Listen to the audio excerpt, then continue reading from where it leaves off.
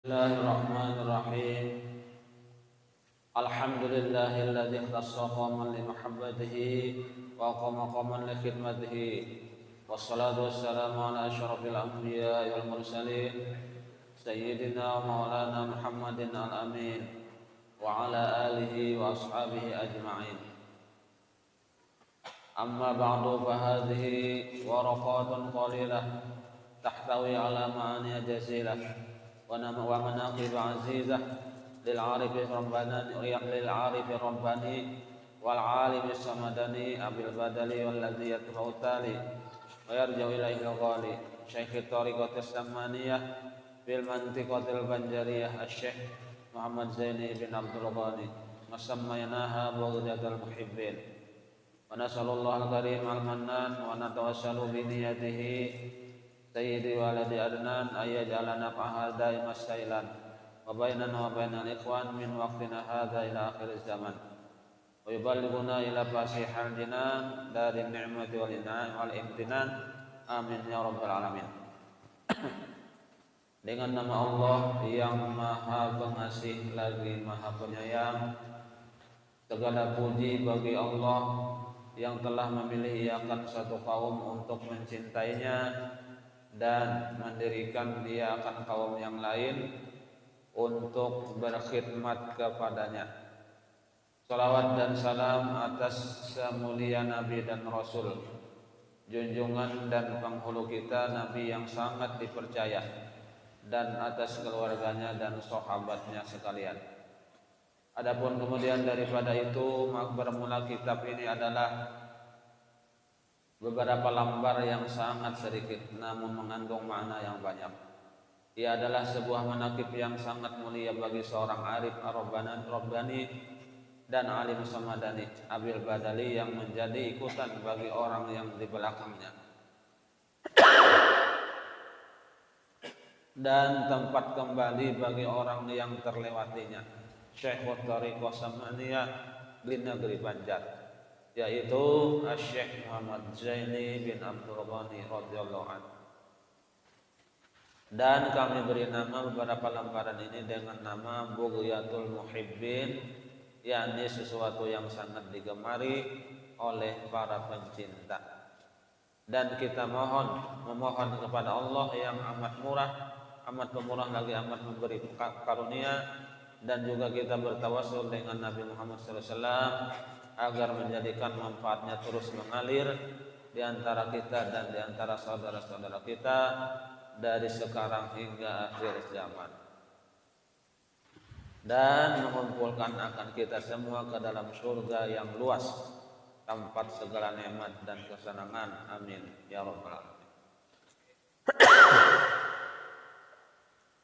Adapun sebelum kita membaca manaqib wali-wali Allah sebagaimana disebutkan di dalam manaqib Syekh Said Muhammad Ibni Abdul Karim As-Sammani Al-Madani, maka hendaklah kita terlebih dahulu berbaik sangka dengan mereka agar kita mendapatkan barokah dan amdad dari mereka, dan hendaklah kita menjauhi dari berburuk sangka kepada mereka karena mengakibatkan jauh dari mendapat berkah dan amdad dari mereka, sekalipun kita sudah berkhidmat kepada mereka 100 tahun.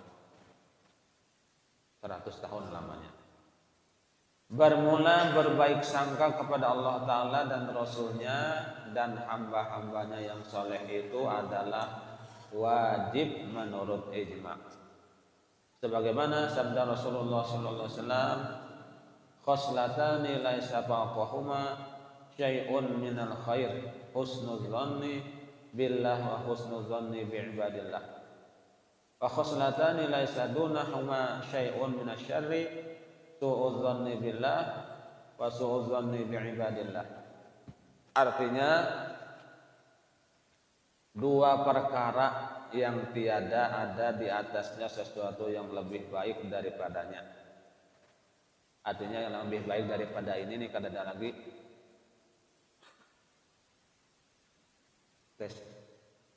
Yang lebih baik daripada ini tidak ada lagi, ya dua perkara ini, yaitu berbaik sangka kepada Allah dan baik sangka kepada hamba-hamba Allah. Dan dua perkara yang tiada di bawahnya sesuatu yang lebih jahat daripadanya, yaitu berburuk sangka kepada Allah dan berburuk sangka kepada hamba-hamba Allah. Jadi berburuk sangka ini paling jahat sesuatu sudah ya kan? Kada ada lagi di bawahnya apa ini? Paling bawah sudah. Ada yang berbaik sangka tadi itu paling baik sudah ya kan? Kada ada lagi yang baik daripada itu. Dan adapun kelebihan berbaik sangka itu adalah bersangatan banyak, sebagaimana berburuk sangka itu kerugiannya juga amatlah banyak. Maka cukuplah bagi kita semua bahwa berbaik sangka itu menyebabkan baik kesudahan atau husnul khotimah, dan jahat sangka itu menyebabkan jahat kesudahan atau su'ul khotimah. Dan telah diriwayatkan bahwa manakala dibaca manaqib orang-orang soleh dan para waliullah, maka akan diturunkan oleh Allah beberapa rahmat kepada orang yang membacanya dan orang yang hadir mendengarkannya. Maka kita mengharap kepada Allah Ta'ala mudah-mudahan dengan membaca manaqib ini, Abah Guru Sekumpul ini, Allah Subhanahu wa Ta'ala akan menurunkan rahmatnya yang luas kepada kita sekalian. Amin amin ya rabbal alamin. Bermula nasabnya radhiyallahu anhu dari pihak ayahnya adalah Abdul Ghani bin Abdul Manaf bin Muhammad Saman bin Muhammad Sa'ad bin Abdullah bin Al-Alim Al-Allamah Muhammad Mufti Muhammad Khalid bin Al-Alim Al-Allamah Khalifah Hasanuddin bin Maulana Syekh Muhammad Arsyad Al-Banjari. Dan bermula nasabnya radhiyallahu anhu dari pihak ibunya adalah Masliyah binti Sofiyah binti Muhammad binti Iyam binti Muhammad Yusuf bin Al-Alim Al-Allamah Mufti Muhammad Khalid bin Al-Alim Al-Allamah Khalifah Hasanuddin bin Maulana Syekh Muhammad Arsyad Al-Banjari. Maka berkumpullah nasab orang tuanya sallallahu radhiyallahu anhu itu pada datunya yang kelima, yaitu Al-Alim Al-Allamah Mufti Muhammad Khalid. Dan adalah radhiyallahu an ketika di dalam kandungan ibunya, maka ibunya radhiyallahu an diberi oleh Allah Ta'ala akan anugerah, yakni melihat cahaya laksana bulan purnama menuju ke dalam pangkuannya. Dan juga ketika ibunya radhiyallahu an sedang mengidam, ingin memakan akan sesuatu makanan atau buah-buahan, maka dikabulkan oleh Allah akan keinginannya itu di dalam mimpinya, sehingga keinginannya sudah tidak ada lagi manakala ia bangun dari tidurnya. Jadi apabila mengidam, mamasidin mengidam sesuatu, hendak sesuatu, misalnya hendak apa? Barangnya ya kan, hendak misalnya mangga muda misalnya, padahal musimnya kada ada lagi, ada yang cari tak? Atau misalnya hendak durian mentah misalnya, kada ada musimnya lagi. Nah, jadi keinginan sidin itu di dalam mimpi sudah dikabulkan oleh Allah SWT. Jadi ketika bangun kada ada lagi hendak. Dan ketika mendekati masa kelahirannya radhiyallahu anhu itu, pada waktu itu negeri dalam keadaan kacau balau, yaitu waktu tentara penjajah Jepang sudah memasuki negeri Banjar. Dan untuk mendapatkan keamanan, maka kedua orang tuanya radhiyallahu anhu keluar dari kampung Karatun ke kampung Tunggul Irang Seberang menuju ke rumah Abdullah, yakni sepupu dari neneknya radhiyallahu an yang bernama Sofiyah. Dan di sanalah mereka tinggal untuk sementara waktu. Dipilihnya kampung Tunggul Irang Seberang itu karena di kampung tersebut tidak pernah dimasuki oleh penjajah sebelumnya. Hal itu terjadi karena adanya seorang ulama yang bernama Tuan Guru Haji Abdurrahman atau Tuan Guru Haji Aduh sebutannya, bin Tuan Guru Haji Zainuddin yang tinggal di sana. Dan ketika radhiyallahu anhu dilahirkan ke dunia dari perut ibunya, yaitu pada sekitar jam 2 malam Arba tanggal 27 Muharram 1361 Hijriah atau bertepatan dengan 11 Februari 1942 Miladiyah. Ketika itu matanya radhiyallahu anhu hanya terpejam dan tidak ia menangis seperti bayi pada lazimnya, serta tubuhnya pun membiru hingga neneknya radhiyallahu anhu bernama Salbiah mengira kalau cucunya itu akan meninggal dunia. Dan dengan barakat doa dari Tuan Guru Haji Abdurrahman, maka tubuhnya radhiyallahu anhu berangsur-angsur memerah seperti warna bayi kebiasaan. Dan tangisannya pun mulai terdengar. Akan tetapi tiadalah radhiyallahu itu mau menyusu kepada ibunya, namun hanya mau ia menghisap lidah Tuan Guru Haji Abdurrahman. Dan setelah beberapa lama diketahuilah bahwa radhiyallahu mau ia menyusu kepada ibunya manakala tidak ada orang lain di sisi ibunya, yakni orang yang bukan mahram. Dan adalah namanya radhiyallahu anhu ketika masa kecilnya yaitu Kusyairi. Kemudian diganti oleh orang tuanya radhiyallahu anhu dengan Muhammad Zaini atas permintaannya radhiyallahu anhu sendiri. Karena mengikuti nama seorang ulama besar yaitu Tuan Guru Haji Ahmad Zaini bin Tuan Guru Haji Abdurrahman Tunggul Irang. Tuan Guru Ahmad Zaini ini adalah ayah kandung dari Kiai Haji Husain Qadri, Kiai Haji Badaruddin, ya, Kiai Haji Muhammad Rasyad.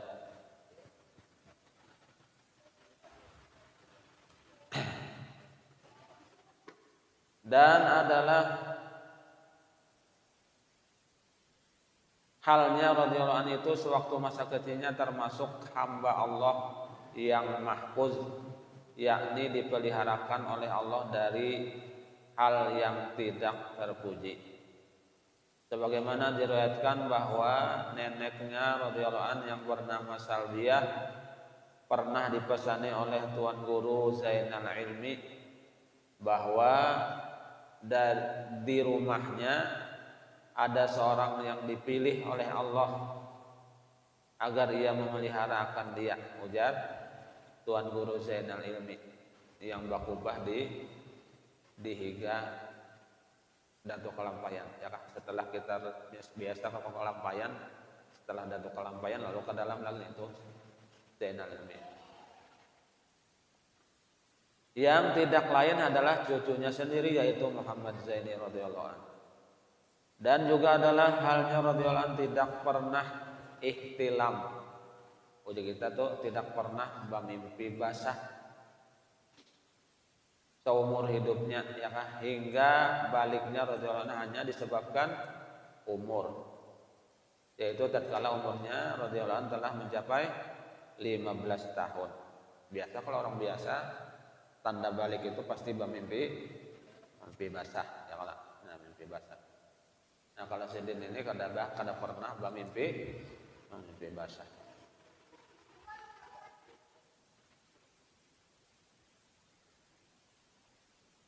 Dan demikian pula ketika radhiyallahu anhu dibawa oleh salah seorang keluarganya untuk menonton film di bioskop, akan tetapi ternyata listriknya padam. Nah menonton di bioskop ternyata padam listriknya.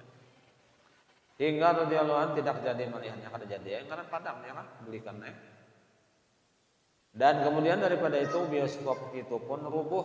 Esok harinya timbul bioskop itu rubuh, runtuh. Dan adalah halnya radhiyallahu anhu di masa itu sudah menampakkan khawariqul adat, yakni beberapa perkara yang menyalahi kebiasaan.